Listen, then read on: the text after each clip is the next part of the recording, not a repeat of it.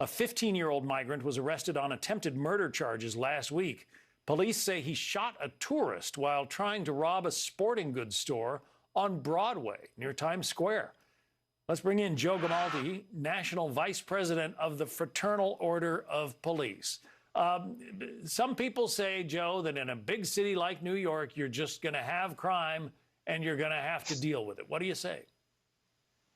Yeah, well, as you see these vicious attacks on innocent citizens and NYPD officers perpetuated by gang members who are in this country illegally, you just have to ask yourself, this can be completely avoided. Grand larcenies are up 15%. Robberies are up 10%. There is crime and disorder everywhere you look because elected officials from President Biden down to the local DA have failed you. The President Biden and the federal government need to secure our southern border of illegals coming into this country. Elected officials in New York need to repeal sanctuary laws so that we deport these dirtbags after they commit these crimes. And DA Alvin Bragg needs to get off his ass and actually do his job, like prosecute criminals, instead of letting them out over and over again. Otherwise, we're going to continue to see countless unnecessary victims experiencing untold trauma because these people failed to act. They should be ashamed of themselves. Yeah, bad enough that, somebody gets assaulted by a group of illegals, but to assault a police officer? I mean, the symbol of law and order in this country, and they were getting the worst of it, those cops were.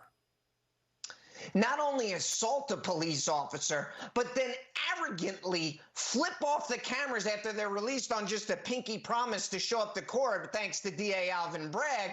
And they know that they're not going to be held accountable for their actions because guess what? One of them was picked up for robbing a Macy's, walking embodiment of everything that is wrong with our country right now. They came through illegally. They've been arrested. They go right through the revolving door criminal justice system. They're not held accountable, so they continue to commit crimes over and over again. Yeah, Alvin Bragg, the DA, let a number of the suspects in the attack on the cops walk away, no bail.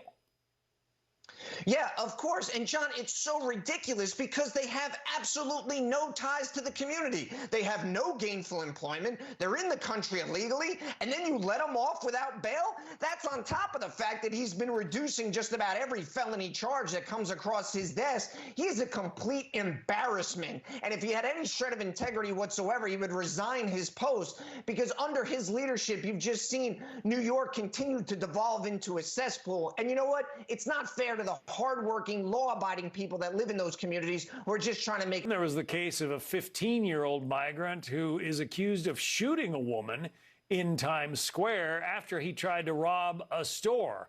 He and his mother apparently ran off to Yonkers, the next town north of the Bronx, where he was arrested.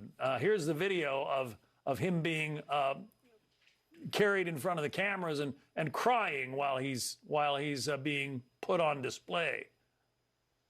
Yeah, well, he can go ahead and save them crocodile tears for somebody else because here is a violent suspect who thankfully it appears will actually be charged as an adult for shooting someone in Times Square. But that's what it took to get to this point because he'd been arrested previous times and they hadn't thrown the book at him. So what lesson is he learning? The same lesson that every other criminal in this country has learned, which is there's not going to be any consequences when I commit these crimes. So I'm going to continue to escalate my behavior. And that's why we see our country being a more violent homicides for 3 years in a row in the United States of America. We haven't seen that number since the mid-1990s. Eric Adams, the mayor in New York City, is a former cop and seems to wonder, why the sanctuary city designation that is applied to New York City, why that's such a bad thing. The governor could change that, right? She could get rid of that designation.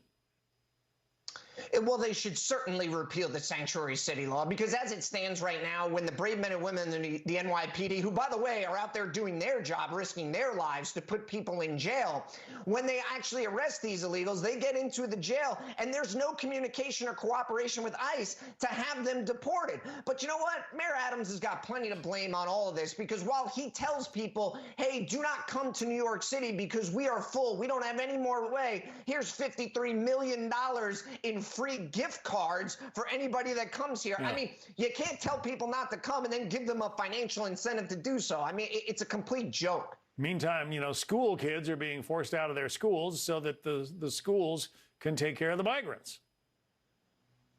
Yeah, I mean, it's absolutely ridiculous. Here you have school children who are trying to get an education, and yet we're putting people who have come to this country illegally ahead of them. I mean, this is why we see all of our urban communities failing.